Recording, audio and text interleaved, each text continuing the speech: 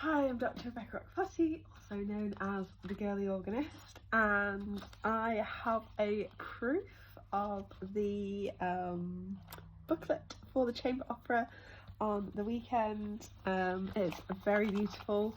Thank you so much to my designer Ian Clegg, who did this logo for the project. It's like a pen sketch. It's got the Adelaide Watts, and Adelaide is underneath with the burden on top of her, and then this is the throne that is in the cathedral. So yeah, really excited. You've got a whole about section about the work, and even the libretto if you want to have a read along.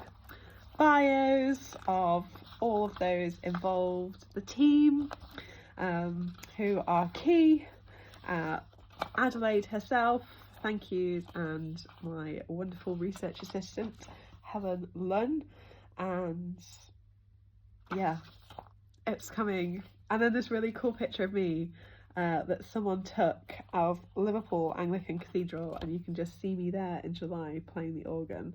And just for a sense of scale, I wanted this including, just because it's so big. Look at that, and there's like a tiny little Rebekah there. So today I'm going to tell you a little bit more about the Chamber Opera, and in particular, we've talked a little bit about Adelaide, and who she was, who her family were.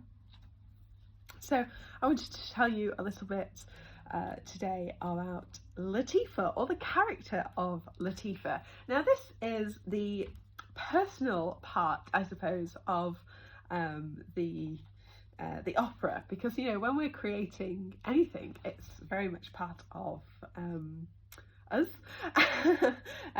or an expression of part of us in various ways. And so when I was growing up, my family fostered, and children, all sorts of children, different ages, but one person that they fostered in particular was a girl who had been sex trafficked, and she was with us for a few years.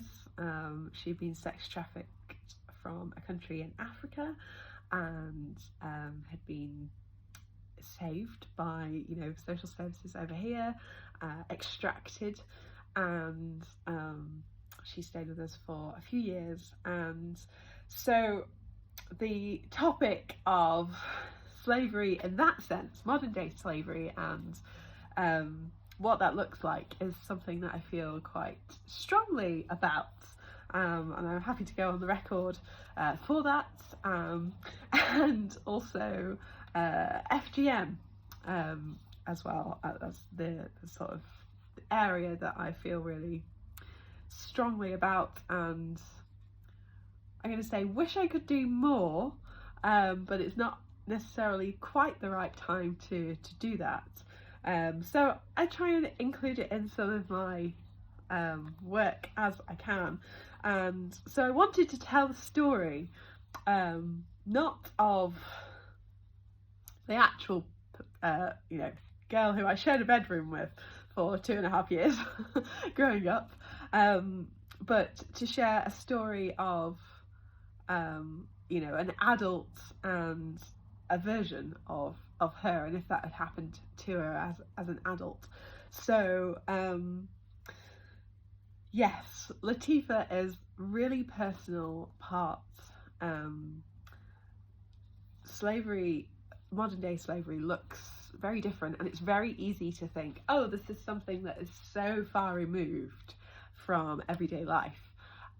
However, for me, it is absolutely part of everyday life, so much so that, you know, you share a bunk bed with somebody that's kind of, you know, experience that is their reality, and the horrors of that. So Lateefa is the name of the character, and it's connected to a personal story. and of someone that I grew up with, and shared my family with. She's part of the family. So there you go, a little bit more behind the scenes about the chamber opera. There's more rehearsals this evening, so I will take you along. I've just spent yesterday doing this and getting the going back to old school sellotape out. And this is just the organ part, so that I can play along.